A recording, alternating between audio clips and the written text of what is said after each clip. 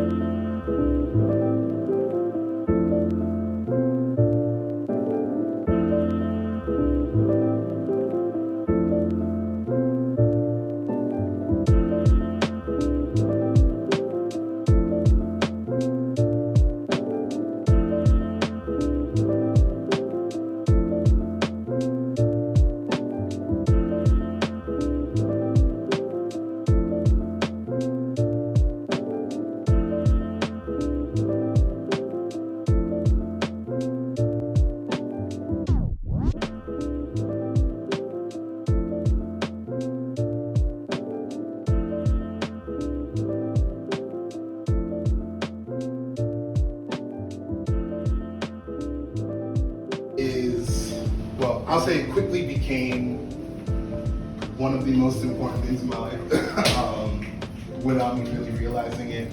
What you guys just observed is a meditation exercise that I've been engaging in for the past year and a half, where I imagine self-portraits of myself without actually looking at myself, right? So it's about thoughts, it's about feelings, it's about emotion. And just sort of like the things you kind of try to avoid when you think about yourself. Because my program director had challenged me to figure out who I was by pursuing self-portraits. And as you can see, I like photography, but I don't like taking pictures of myself because I think I'm cute, so I think that's pointless. So I did this because I wanted you guys to understand the space that these are created in.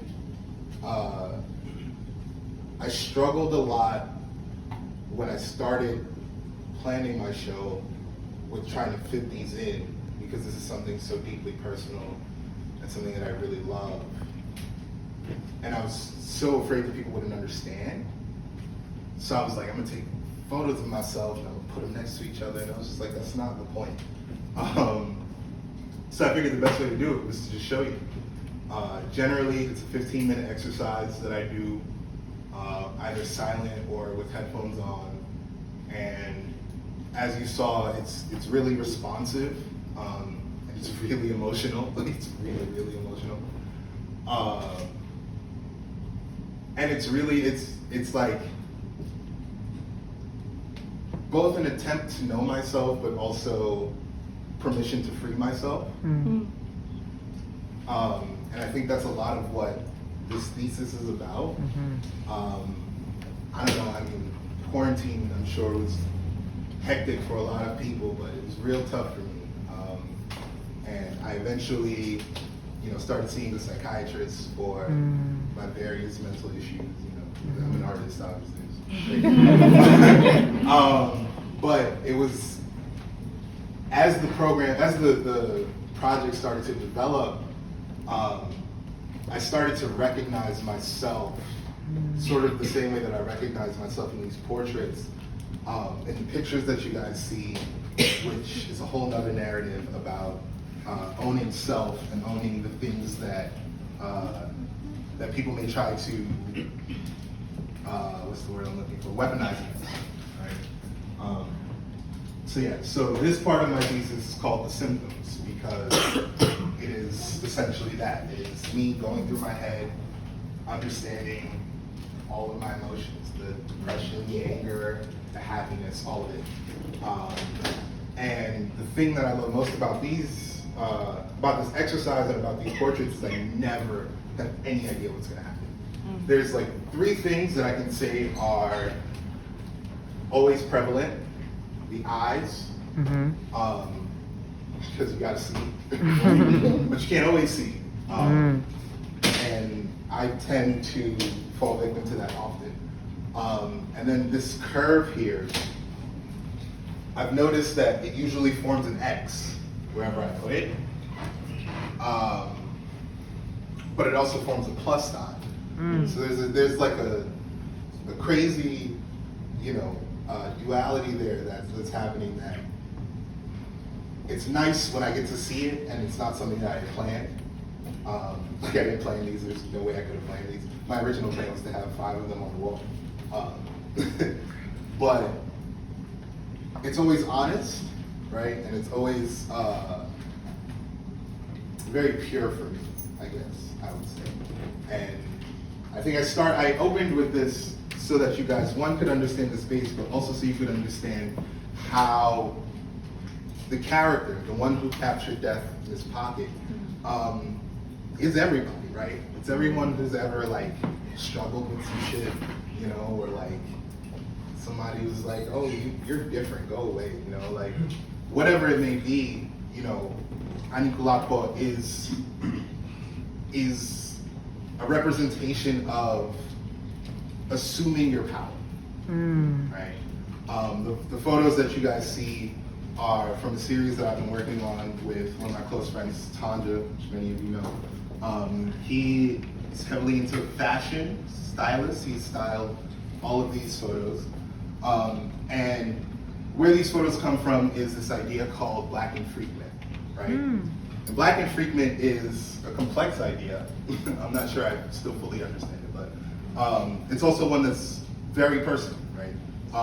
To be infreaked, right? To be an infreaked body, you are one who is deemed other, alternate, freaky, but then you are also somebody who is able to command those affects and those traits, right, as your power, right? Being black, you always do that, right? The whole world sees you as different. You're always other, you're always alternate, right? So black infrequent is this idea of double infrequent, where being black is already that act of resistance, right? It's already that reclamation, right? Just existing as black, right? But then the things that we choose to do, the art, the fashion, the music, all of that is also infrequent, right? Because people will call you weird for that, people will say you're different for that, whatever. But those are the things that you know are inherent to you, right? Those are the things that make you the person that you are. This is what makes me the person that I am, right?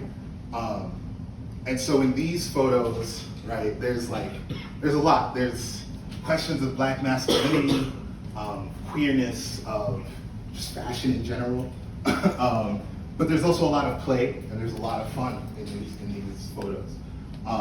And to me, that represents the duality I feel like I go through all the time, and I'm sure many people go through all the time, of like, you know, am I allowed to like feel happy? You know, like, the world sucks, the world's always shitting on me, stepping on my foot, but like, I gotta be happy. I gotta like make my space, right? And Black and Freaking is all about making that space. So I don't want to talk too much. I hope you guys read the blurb.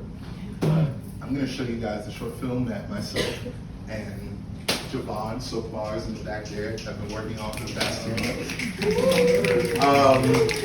So this film's called The Diagnosis.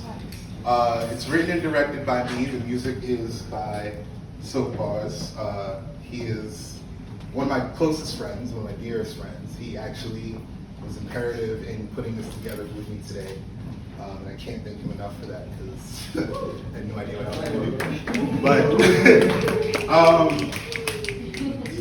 this film is about 25 minutes, I think, but it is a journey through something I feel like we all, maybe not all of us, but something many people I feel like can relate to and have, you know, experience, which is simply just like recognizing the state of your mind, right? Mm-hmm. The state of your emotions in your body, and learning how to deal with that and navigate it through life. So I'm gonna cue this up. Give me 1 second. Embarrassing. But you recognize that. Embarrassing.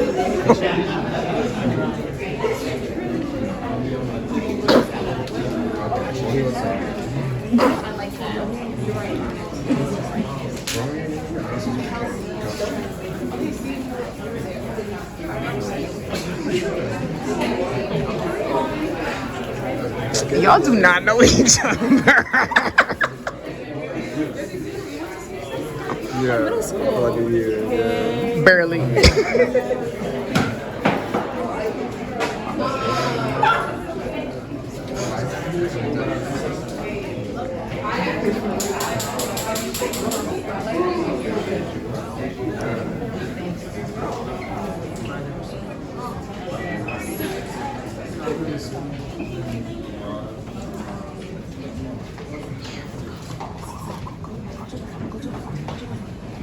The baby.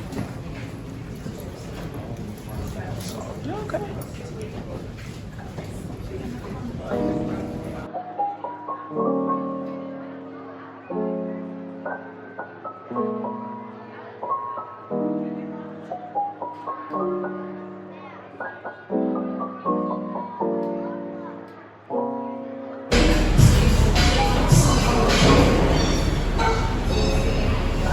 It smells so good.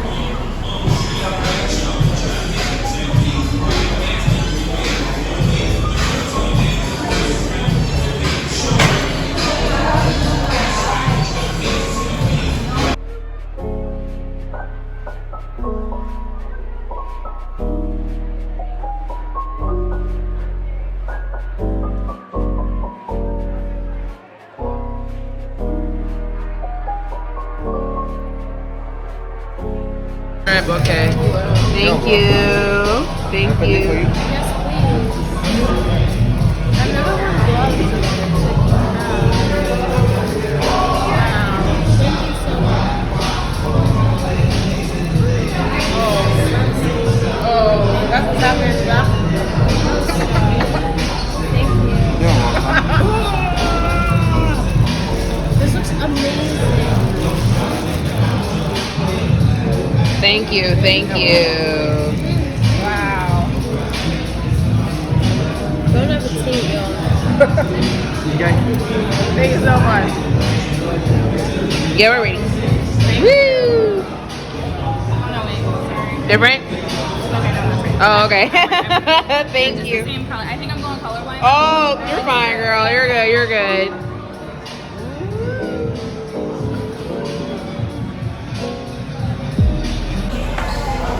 Smash gang. Me and Kelsey finished this whole fucking thing. Austin finished her whole Smash fucking gang. thing. Fucking smash gang. Chelsea, how was it? Was it great? Was it good? Was it everything you wanted and more? It was amazing. It's amazing. More life, More everything. life. More tune for your head top, Drake. Watch how you speak on my Watch how you speak on my name. More tune for your head top. Okay.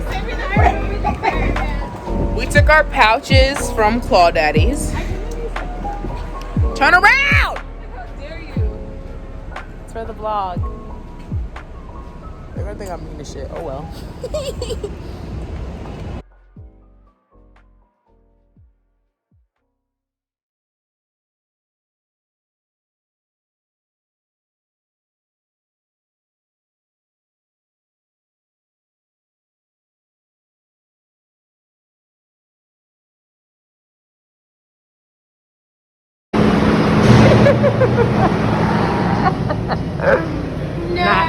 Not in service, real New York shit. You want to train? It's not running. Should I touch it? You're touching it already. Like what? Get on it, get on it. Touch it, touch it. Oh my god, don't get on it. Oh my god, stop. Oh my god.